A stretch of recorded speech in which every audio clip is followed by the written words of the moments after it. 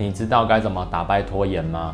很多人对拖延都有所困扰，其实有5个学习观念，你一旦改变了之后，你就可以完完全全的摆脱了拖延，只要你认真的去执行跟练习。请开启下面的小铃铛，打开全部的订阅。Hello， 你好，我是 Mark Van， 欢迎回到马克凡的生活 CEO。那我们要进入这一期的主题喽，提高效率的5个学习观念。第一个观念呢，其实就是你要摆脱成功的傲慢。多数的人都认为自己现在手上握有的技能可以用在明天，自己昨天手上的技能呢可以用在今天。在这种状况之下面呢，不知不觉的形成了对成功的傲慢，对自己的傲慢。这又跟拖延有什么关系呢？其实拖延背后的本质就是因为你今天遇到了一个困难，那你手上的技能不够多，你又不愿意承认它，最后面呢你就一直拖，一直拖，一直拖，导致你都没有去做它。你必须要知道去面对自己的不足，每天像个海绵一样大量的去吸收，你就可以改变拖延。而很多高绩效的人士都知道这件事情，他们还有学习的东西太多了，大家都以为这是谦虚，其实不是的。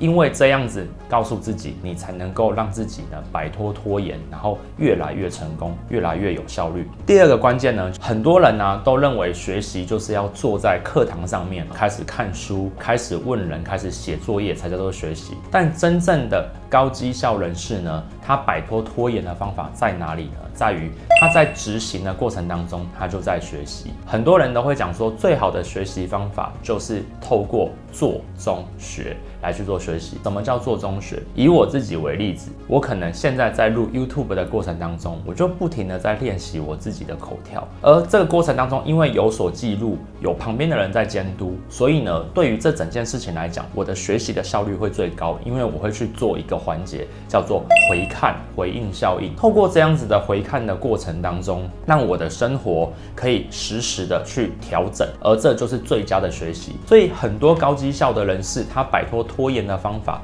并非是他大量的去学习，而是他大量的在执行的过程当中在学习。那第三件事情呢，我们在做学习的过程当中，在执行的过程当中，你会说，天哪，好难哦，我有完美主义，我做不出来，所以呢，我心里就慢慢的就有拖延的想法跑出来。第三个方法就是教你如何创造一个学习回圈，透过边做边学边思考，就可以降低拖延，又可以把自己的效率提高的模式，我们称之为叫做学习回圈。第一个方法呢，就是叫你实做，做了再说。举我现在的例子来讲，我现在在录这个影片，而录完了之后呢，我会看我自己的影片，然后呢开始记笔记。这个时候呢，就在衡量我自己。在衡量的这个过程当中呢，我会知道我哪里做得好，哪里做得不好。接下来呢，我会在做的一件事情呢，就是做所谓的回馈。我会给自己回馈，我也会呢请我的同事来帮我看这支影片有没有什么地方可以修改的，也有呢我的粉丝、我的观众看说你哪里可以修改的，我就快速修改。修改完了之后呢，我就立刻修正。在下一支影片的时候呢，我就立刻把我修正的模式呢用在下一支影片，不停的在回馈。而这整个过程当中就叫做学习回圈。在这样子的迭代的状况之下面，其实就可以让你摆脱拖延症，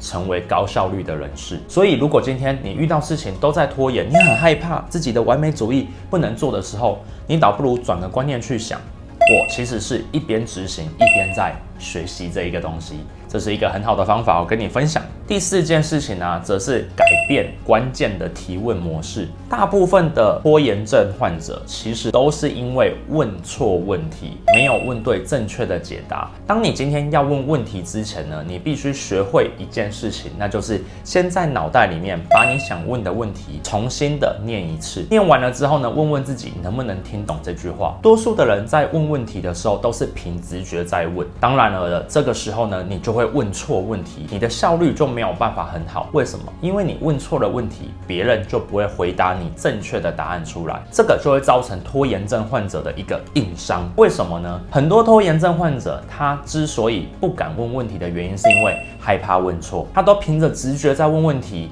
又害怕问错被骂，所以就慢慢的一直拖延，一直拖延。而高绩效人士就是知道这个环节，在他问问题之前，他不会选择用直觉去问问题，而是停下来，告诉自己这个问题我要问 A、B、C， 在心中先默念一次之后，想想有没有不合理。如果没有不合理，他就再把它问出来。这样子其实就可以加强他问对问题的几率，也可以减少拖延症的原因哦。那最后一件事情呢，则是微行为。拖延症患者最大的问题就是他有很多的技能都没有变成一个习惯，遇到问题的时候呢，他就会哇好匆忙哦，然后呢又要从头再学习一次，导致慢慢的拖延。那也因为他每次遇到问题又要从头再学习一次，他心里就会产生压力，就反而变成慢慢的一个拖延。你如何把你一个要做的事情变成微小的行为，然后再把它变成你的习惯，这个时候你就会克服你的拖延症。这就是高绩效人士要跟你讲的第5个秘密，他从来都不跟你讲的一个环节。所以有注意到吗？其实你要打败拖延症的5个方法，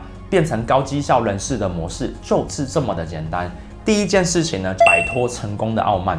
不要再认为过去的自己很厉害了，请去想着明天你要怎么变得更好。第二件事情呢，不是停下来学习，而是边执行边学习。第3个方法呢，建立他的学习回圈，透过实作，然后呢衡量自己，请自己回馈自己可以改些什么地方，再来去修正自己，产生出很强的学习回圈。这个时候你既可以执行，又可以学习，又可以养成一个习惯，是不是就可以让你的效率给提高，打败拖延了呢？第4件事情呢，学会提问的方法。在问别人东西之前呢，不用直觉去询问，而是使用停下来之后自己沉淀，问关键性的问题。那最后一个第5个秘密就是让你的行为呢，把它切小，并且把它习惯化。你就发现到你的身体呈现出一种肌肉记忆了，它就不用在面对每一个困难的时候，还要提取你脑袋里的知识，而产生出恐慌、焦虑，导致拖延。记住，打败拖延是每个人的课题，而高绩效人士只是找到一套高效率的方法来帮助自己打败它。所以今天我教你打败拖延的5个秘密，你学会了吗？如果你学会的话呢，很好。现在你要帮我一个忙，首先呢，把我刚刚讲的这些事情呢，把它抄下来，这就是你第1个可以做记录的事情。第2件事情呢，马克凡的频道都会讲一个观念，知道跟做到之间的最大差距在于努力的练习跟执行。把我刚刚跟你讲的5个关键用在你的生活中当中吧。那希望今天的影片对你有所帮助。我是马克凡，我想跟你分享这一切东西呢，其实我都写在这个我的自己的书里面《关键思维》当中，你可以来看看书，希望对你会有帮助。那今天呢，影片呢就介绍到这边。我的影片呢会在礼拜1跟礼拜4的晚上的9点呢进行一些更新。我们下次见，拜拜。